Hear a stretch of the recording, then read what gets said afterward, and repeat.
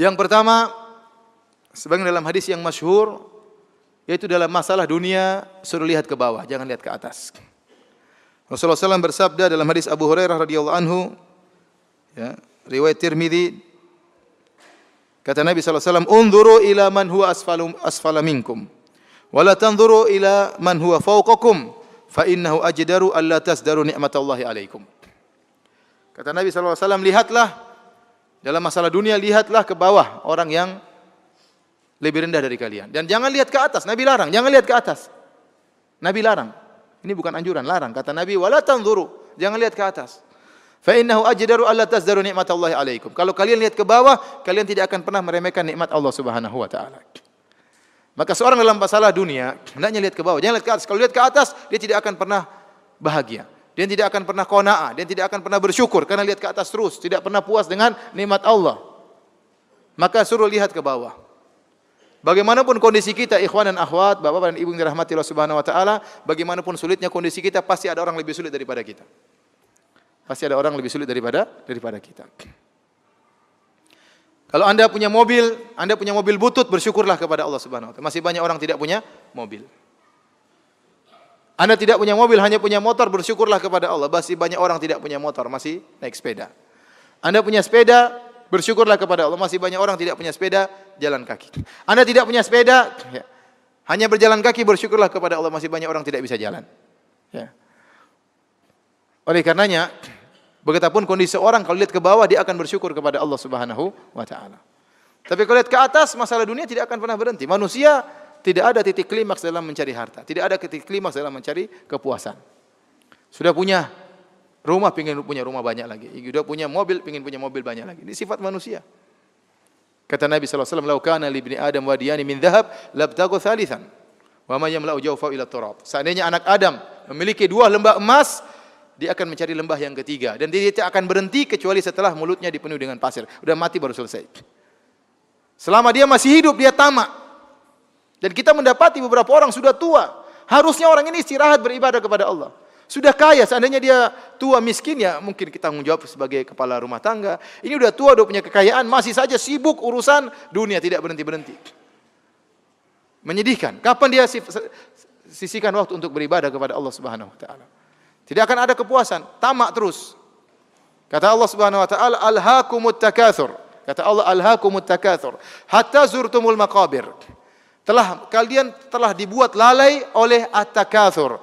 Apa itu at-takatsur yang membuat manusia lalai? At-takatsur artinya berlomba-lomba untuk saling banyak-banyakan. Ini membuat kita lalai.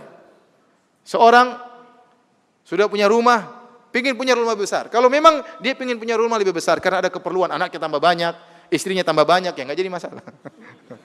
Ini anaknya 2, istrinya cuma 1, terus mau rumah besar-besar, ngapain? Karena untuk membangun rumah ini benar-benar melalaikan. Antum kira bangun rumah enggak lalai? Melalaikan. Pertama cari tanah dulu, putar-putar sana sini, belum tentu dapat. Kemudian tawar-menawar tanah, kemudian macam timbun, kemudian bangun, ditongkrongi, ngurusi tukang dan macam-macamnya. Belum rubah-rubah ini, rubah anu, belum pilih ini, beli anu. Akan orang bangun rumah terkadang setahun 2 tahun. Kalau ternyata hanya sekedar untuk perbanyak-banyakan, tidak ada maslahat yang mengharuskan dia punya rumah besar, hanya habisin waktu. Ini benar, kapan baca Quran, kapan mau ikut pengajian, kapan mau macam-macam, susah. Jadi buat orang banyak lalai bukan masalah tidak cukup. Kalau orang tidak cukup kemudian karena miskin dia berusaha, kita bilang kita kasih uzur. Dia udah kerja ternyata gajinya tidak mencukupi untuk menafkahi anak istrinya. Dia kerja part time. Banyak orang seperti ini. Ini kita mungkin kasih uzur, bagaimana lagi? Daripada dia ngemis, mending dia kerja lagi. Yang penting tidak meninggalkan sholat 5 waktu. Yang kita bicarakan bukan orang yang kekurangan, tapi sudah cukup, tapi nggak puas.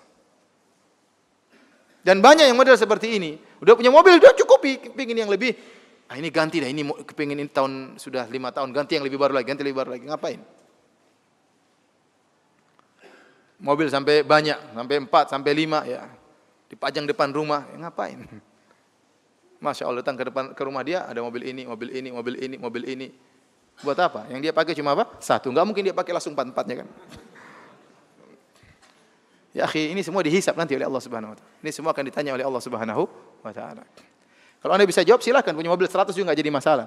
Ya Allah, saya punya mobil 100. Kenapa? Karena saya jadikan taksi semua. Ya enggak apa-apa. Banyak orang kerja, banyak orang mesti Tapi kalau buat mejeng, buat gaya ngapain? Jadi yang buat orang banyak binasa, terlalaikan bukan karena kekurangan tapi karena berlomba-lomba, tidak ada kepuasan. Kata Allah, hatta zurtumul maqabir, sampai kalian masuk kuburan baru selesai. Sudah tidak ada lagi lomba-lomba. Oleh karena dalam masalah dunia, jangan lihat ke atas. Kalau Anda lihat ke atas, Anda tidak akan pernah bahagia. Tidak pernah akan bahagia. Kapan Anda mencapai rasa qanaah, Anda akan bahagia. Oleh karenanya qanaah itu temannya syukur itu kebahagiaan temannya qanaah. Kapan Anda bersyukur, kapan Anda qanaah, Anda akan bersyukur. Kapan Anda bersyukur, Anda akan bahagia. Kapan Anda tidak qanaah, Anda tidak akan bersyukur. Kapan Anda tidak bersyukur, Anda tidak akan pernah bahagia. Saya sering sampaikan, bisa jadi seorang supir lebih bahagia daripada majikannya. Saya ketemu dengan seorang supir murah senyum-senyum, ya, ramah, tidak ada wajah sumpek, senang-senang saja. Oh ya Ustaz, ya Ustaz. Saya tanya, Pak, kok senyum-senyum terus? Ya kita akan bersyukur Ustaz. Kita terima apa adanya Ustaz. Kalau kita bersyukur enak hidup ini Ustaz. Ini nyeramahi Ustaz, kurang ajar kan. Majikannya belum tentu. Mungkin naik mobil lebih mewah, mungkin banyak pikiran macam-macam, belum tentu. Ya. Makanya kebahagiaan itu bukan hanya dimiliki orang kaya. Yang penting Anda qanaah, Anda akan bersyukur. Kalau Anda bersyukur, Anda pasti bahagia. Anda pasti bahagia. Ya. Kata Imam Syafi'i rahimahullah, "Idza ma kunta dza qalbin qanu'in fa anta wa malikud dunya sawa'u." Kalau kau sudah memiliki hati yang qanaah, kau dan raja sebenarnya sama saja. Kapan seorang bersyukur? Coba kalau Anda punya istri suka bersyukur, senyum-senyum terus sama Anda. Tapi kalau enggak bersyukur, Mas ini enggak ada ini, marah terus. Akhirnya dia tidak bahagia, Anda juga tidak bahagia. Karena Anda terpengaruh dalam kehidupannya. Oleh karenanya para hadirin, hadirkan sifat qanaah, lihat ke bawah. Ya. Jangan pernah lihat ke atas. Kalau masalah akhirat, baru lihat ke atas. Jangan pernah qanaah. Ya. Saya ulangi, kalau masalah akhirat, lihat ke atas. Karena Allah suruh berlomba-lomba. Fastabiqul khairat, berlomba-lomba dalam kebaikan. Wa fi dzalika falyatanafasul mutanafisun. Urusan surga, maka bersainglah kata Allah Subhanahu wa taala. Wasari'u, cepatlah. Urusan masalah akhirat, berlomba-lomba. Jangan qanaah. Ya. Antum kok cuma sholat di rumah, tidak sholat di masjid. Oh alhamdulillah, masih banyak orang tidak sholat. Saya sholat di rumah, alhamdulillah. Qanaah. Antum kok cuma sholat seminggu sekali. Oh alhamdulillah, masih banyak orang sholat setahun sekali. Masih mending saya, ya mending, nerakanya masih lebih mending daripada nerakanya dia, bilang. Jadi ya, kalau urusan akhirat suruh lihat ke atas. Ihdinas siratal mustaqim, siratal ladzina an'amta 'alaihim. Ya Allah, tunjukkan aku jalan yang lurus, jalannya orang-orang yang kau beri nikmat kepada mereka, jalannya para nabi, wan nabiyyin, syuhada, was-siddiqin, jalannya para nabi. Kita disuruh lihat ke atas masalah akhirat. Jadi jangan terbalik, sebagian orang masalah akhirat qanaah, masalah dunia tidak puas. Seharusnya masalah dunia qanaah, masalah akhirat jangan pernah apa? Jangan puas. Tapi ini di antara cara untuk bersyukur. Ya ikhwan, ya. Kalau Anda qanaah, Anda bahagia, benar. Sebenarnya kalau Anda pikir ya, apa bedanya Anda sama orang kaya? Anda lihat orang rumahnya gede, rumahnya mungkin harganya 50 miliar. Ya. Kita udah masuk rumah-rumah seperti itu. Ya. Mungkin harganya mungkin puluhan miliar. Ya. Bedanya Anda sama dia apa bedanya? Dia makan, Anda juga apa? Makan. Dia tidur, Anda juga tidur kan? Ya. Iya. Dia naik mobil, Anda juga naik mobil. Entah dia punya mobil sendiri, entah Anda naik Grab atau naik bayar. Tapi sama-sama naik mobil. Anda mencret, apakah dia enggak pernah mencret? Apa orang kaya enggak pernah mencret? Ya, orang kaya juga mencret, juga sakit perut sama seperti ente. Bedanya apa ya? Bedanya rumahnya besar, rumahnya kita kecil. Rumahnya dia kita kontrakan ya. Memang ada bedanya, tapi tidak terlalu jauh ya. Antum enggak terima ya? Maksud saya, sudahlah nikmati yang ada. Ya. Dia makan, kita juga makan, apa? Ya, kita ngaji, dia belum tentu ngaji, banyak urusan dia. Pegawainya banyak sekali, dia belum tentu ngaji. Ya. Dia belum tentu baca Quran. Belum tentu. Ya. Ya bolehlah kita cari perbaikan kehidupan, boleh, tapi ya, jangan makanya sebagian ulama mengatakan kalau seorang memandang orang kaya dengan pandangan yang adil, yang munsif, dia pasti memuji Allah Subhanahu wa taala.